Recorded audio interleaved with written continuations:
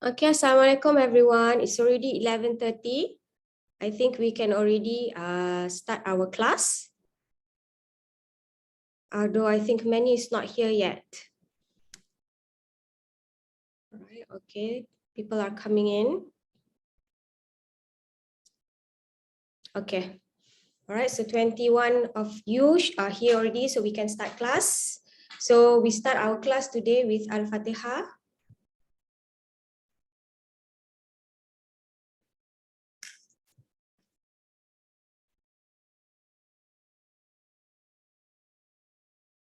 All right. Okay. Assalamualaikum, everyone. So hopefully everyone is doing okay. Okay. We have with us today Dr. Narawi, who will be observing the class. All right. So with all that is going on around us, with the flood, with COVID, with so many things, landslide at campus, I hope everybody is doing well.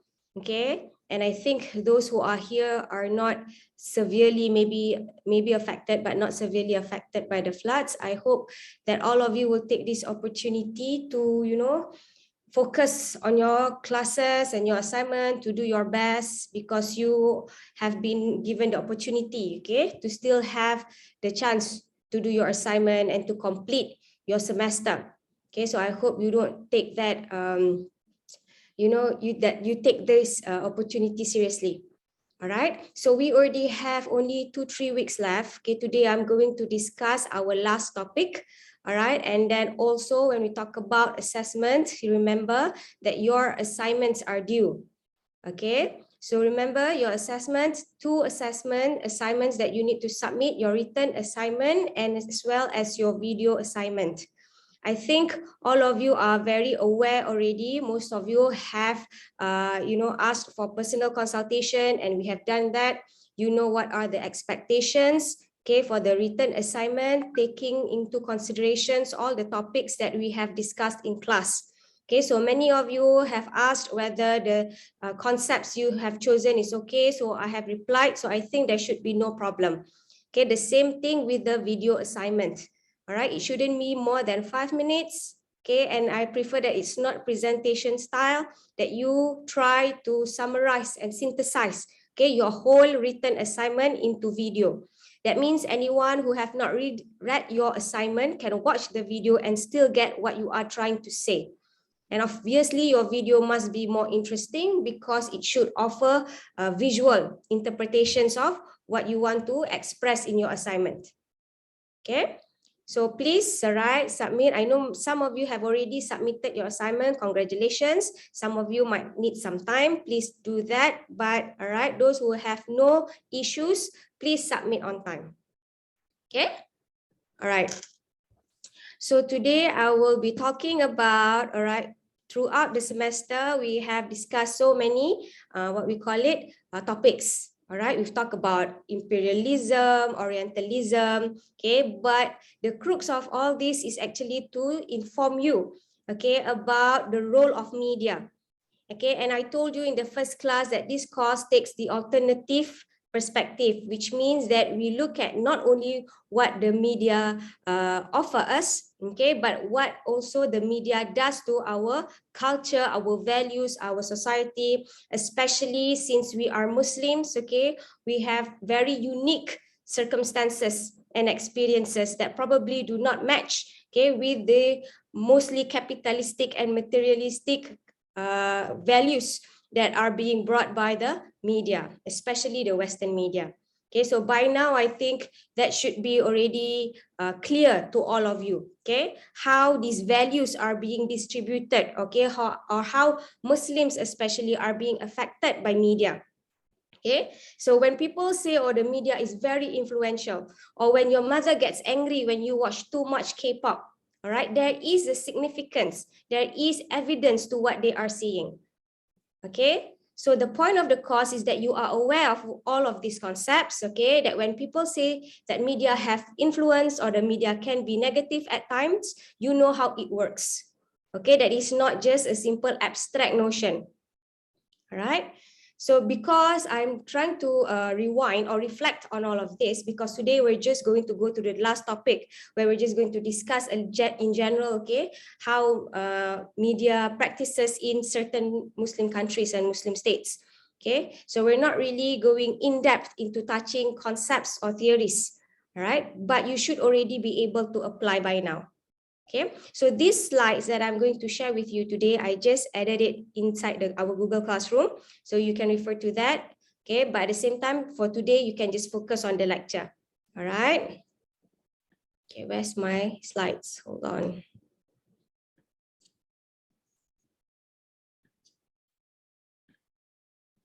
Okay.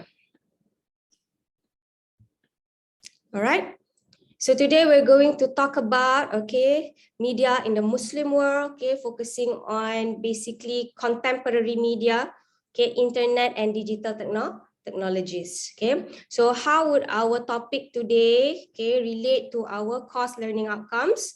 Okay, so we've already talked about a lot of media principles and theories, like I said just now. Okay, among others, we've learned about commercialization, we've learned about Orientalism, cultural imperialism, okay, commodification. Okay, so now that we have gone through all of those theories and concepts, okay, when we talk about how media is being used or practiced in Muslim world, okay, some Muslim states, you should be able to already apply some of these theories on your own. Okay, so today we will be discuss, okay, the importance of mass media in societies from the Islamic and Western perspective. So today we'll focus on the Muslim societies. Okay, and after going through this course or this topic, you should be able to display some kind of skills. That means you can review.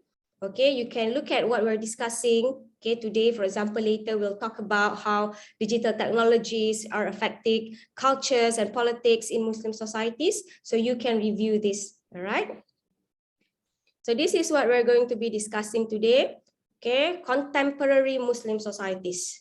Okay, in the early semester, we've already talked about the historical, all right, in early Muslim societies. Okay, we've talked about how the media was already central during the times of the caliphate as well as the historical empires. Okay, today we're going to focus on contemporary, which is today. You are part of the contemporary Muslim societies. Okay, and specifically, we will discuss how internet and globalization is basically defining, all right, the media's role in contemporary Muslim societies.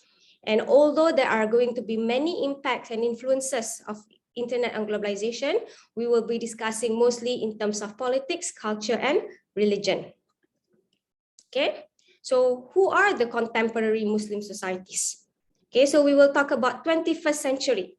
All right, that means is modern states, post-colonialism. Okay, we've already talked about colonialism and the impact on Muslim societies in the earlier chapters. Okay, so now we can say that almost all Muslim states, when we talk about states, okay, they are what we call as these countries. Okay, they are geographically free from any colonial control. Almost all Muslim societies and almost Muslim states. We can safely say probably that Palestine is the only, okay, Muslim territory that is officially colonized. Although we can still say that some countries are not ultimately free, like those in Syria and things like that. But in essence, okay, they are independent states. Okay, so today when we talk about, okay, 21st century, okay, from the 1900s, okay, from the 2000 especially, okay, 21st century is from the 2000, okay, your generation, okay, you were born, right, in the year 2000, 2001, okay, there were many development and changes, okay, but when we talk about Muslims media participation, there are two main characteristics, okay, that is internet and globalization. Okay, so what is internet? We will discuss this. Okay, and globalization, we have talked about globalization of the media industries previously, remember? Okay, we talk about how media organizations have grown bigger and become more influential. But today we're going to talk about globalization in terms, okay, of its the expansion of society in general. Okay. So today, okay, when we talk about globalization and internet, you can see that almost all Muslim states, okay, no matter whether they are very conservative, okay, or they used to have dictatorial regimes like Syria, like Yemen, okay, a lot of the Middle Eastern and North African countries, okay, they have no choice but to change, okay, that they too today are adopting a more freer system, okay, due to the internet and globalization. Okay, and that by the first quarter of the new millennium, right, you can see, okay, now we are in the first quarter, okay, regardless Muslim states, regardless of their political or economic standing, they have adopted some level of digital technology. All right, they have no choice. Okay, and when they adopt these digital technologies, okay, they were significantly impacted. Okay, and this could be in terms of what we will discuss later: politics, culture, religion. Right? So first, okay, when we talk about the impact of internet and globalization on Muslim societies, first we need to know what is the internet. Okay, sometimes we take for granted, okay, what internet means. Okay, we just, throw the term like it means just like television or radio. It's something that we consider very normal, okay, normalized in our everyday life. Okay, but internet is relatively a recent development. Okay, what does internet means? Are you guys familiar? What does it mean? Internet. Okay, it's actually a short form of internetworking. Okay, I think most young people especially, they are so familiar, okay, internet is so part of their life that sometimes they take for granted that internet too has a history, right? So who invented the internet? Of course, when we talk about new technologies, there's not just one person. There's so many people contributing to the development, right? But when we talk about internet, okay, it is the history or the origin is always associated with the Americans or the American military scientists. Okay, now when you talk about the internet, it's not like television, right? Because when you see television, you can imagine a box. Or when you talk about radio, the same thing. Okay, or cinema, you know the screen. But can you see the internet? Right? So the internet is mostly a system. All right, it's not a physical medium. Okay, it's a network of networks. Right? So why did the American military scientists, okay, find that there is a need for this network? Okay, so there is a historical reason, okay, in the 1950s when they started to work on the technology. Okay, in the 1950s, 1960s, okay, they were during what? During the Cold War. Remember, I already told you about the Cold War. So the Americans were going against whom? Whom again? The Americans, the capitalists, were at war with who? Come on. The socialists. Sorry? The socialists. Yes, the socialists, the Russians, the communists. Okay, so the Cold War, remember, it's not entirely a physical war. It's a war of intelligence, a war of power. All right, so when you see all those spy movies, right, especially old spy movies, you see the Russians, right, they send in spies. Okay, why? Because at that time, to show supremacy, okay, to influence the world, okay, these superpowers had to show that they are more advantaged, okay, more intelligent. So the key was information at that time. So the American military wanted to protect their information, whatever information that they have. Okay, so how do they protect this information from spies, for example? Okay, or if, for example, they keep all their information at the Pentagon, you know, the Pentagon, right, is the center for the American military. Okay, what happens, okay, if they keep all their documents, all the information, okay, at a particular place, and suddenly the Russians come and bomb? Okay, then all the information will disappear, isn't it? Right? And the same thing, okay, the logic is, if you have a lot of money, do you keep your money in one place or do you keep it in many places? If you have a lot of money, do you have a lot of money? Okay, you don't have a lot of money, that's why you don't know. Right? So if you have a lot of money, usually where do you put your money? Okay, you put your money under your pillow. Okay lah, maybe because we are not that rich, okay, we probably put our money in the room or at one particular bank. But if you are a millionaire or a billionaire, if you're Elon Musk, they never keep their money or put all their eggs in one basket, right? Okay, because if they put it here, okay, there's something wrong, at least they have some backup somewhere else. So it's the same thing with the logic, with the information. Okay.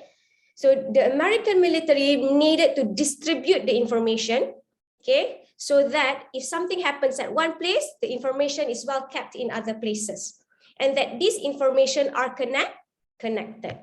Can you follow? So that is why they call it networks of networks. All right. So it's really about trying to keep the information. And of course, the development, okay, today you can see that it is being used beyond the military. Okay. And the internet is really what? Okay, it's really a place where we all of our information are being connected. Okay, that's why they call it what? The World Wide Web. All right, you know what's the World Wide Web? You know, like a spider web. All right, you watch Spider-Man, right? Okay, but of course in the movie, the Spider-Man doesn't stay in the spider web. Okay, but in the spider webs, right? The webs, what happened? They are connected, right? And if one thread of the web gets broken, okay, it doesn't affect the whole web. Can you follow? Because, okay, each thread is connected to another one. So that is the internet. That is the basic idea of the internet. But of course, today it has become a very complicated technical system. All right, and it is developed very fast. All right. Oops. Later, we will probably get disconnected. Okay, so please don't go anywhere. All right. Are you still seeing my screen? My PowerPoint screen? Yes, doctor. Yes. Yes, all right, very good. So later, if we get somewhat disconnected, please come back, okay? All right, so like I said, the internet today has changed, all right? Oops, what am I doing here? Okay, the evolution of the web, all right? The internet is one thing, the web is one thing.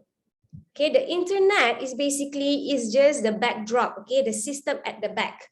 But all of us users, what we are doing, we are actually engaging in the web. Okay, can you understand? All right. So the web is the interface, okay, where we use. Now the internet has evolved. All right, the internet that you use today is very interesting and very easy to use. But the earliest internet, especially Web 1.0, was boring. Okay, Web 1.0, okay, in the 1990s, okay, prior to the 1990s, okay, internet was not used by everyday people. It was only used by institutions, businesses, okay, because it was an expensive technology and very difficult to use. Okay, it was only when they created the World Wide Web. Okay, what is this World Wide Web? All right, World Wide Web is actually a place, okay, where people can actually engage and enter and use the information. Okay, before this, there was no World Wide Web. That's just the internet networking. But World Wide Web, Web 1.0 was boring. It's called synthetic web or read only. It's like a book or a traditional media. You probably did not experience this, okay? But an old person like me, I experienced all of this and we can see the changes. All right. When I was younger, I had to go to school to learn how to switch on the computer. Okay. And then it was difficult because sometimes you need to memorize the prompt, okay, to use certain things online. And a read only means what? It means that it's very limited. Only media companies, only businesses can produce content. So not many people took up the internet. Okay. But things truly change with Web 2.0 or the social media, social web. All right. Now you can see the difference from synthetic to social. I think Web 2.0 is probably the most significant change in terms of the evolution of the internet and the web. Why? Okay. Because Web 1.0, it's read only, very boring. Okay, and then it was not contributing to the expansion of information. But with Web 2.0, what happened? Web 2.0 allowed users, okay, that you no longer just consume content, you produce content. All right. So Web 2.0, among the earliest development was the blogs. Okay, you know blogs, right? Okay, so what happened is with blogs, traditionally Web 1.0, only companies can produce website. But you imagine in Web 2.0, anyone can produce a website. And can you imagine also the amount of information that grew from this? Okay, from Web 1.0, Web 2.0. We've already discussed this, right? Okay, in the earlier chapters, isn't it? All right. And then also we have discussed Web 3.0, also known as the semantic web. Okay, where the web can start to think. Okay, through artificial intelligence, the Internet of Things and machine learning. Okay, I hope you can remember my story about the banana. All right.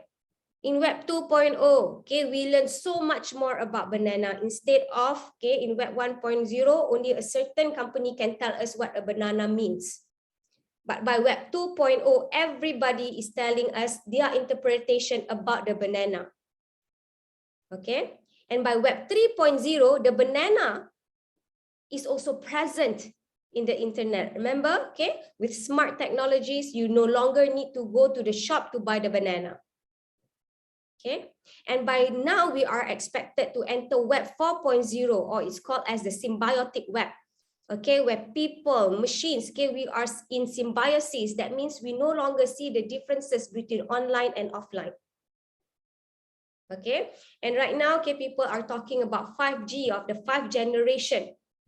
Okay, means that the internet would be so fast. Okay, it is in so fast that whenever you go to a particular place, the connection becomes natural. Can you get what I'm trying to say? Okay, the internet will be just like oxygen, probably. Okay, Web 5.0. Sorry, that's what we call it, 5G technology with Web 4.0. Okay, with Web 4.0, this is what they say. Okay, it will change education like today. All right, that later on, okay, if I teach you about geography, for example, I can bring you to that particular place. Okay, because the internet data is so big and so fast. Okay, we are allowed to have artificial, okay, what we call it, create simulations. Or that when I talk about the history of media in the early empires, we can go back in time. Okay, and Web 4.0, they are also expecting that later on, even doctors and surgeons no longer need to be at the hospital to do any kind of operations. You know why? Because they can manage it from home using their laptop, and the robots will go cut the people. Okay, so it's a symbiotic relationship. So the evolution has become very, very fast. So what happens to states or people or societies that do not want to adopt this new technology? Okay, they will go very far behind. Okay, so this is why, okay, because the changes is so what we call it, paramount. Okay, it's very significant. Even the Muslim states that we know of, some that are very dictatorial or very poor, okay, they too cannot say no to new technologies. Because Muslim states, okay, especially in the Arab world, for example, okay, they have been practicing closed system, okay, because they want to protect whatever they want to protect, like their interests, their culture. Okay, that's why they do not allow for television or radio from imported content.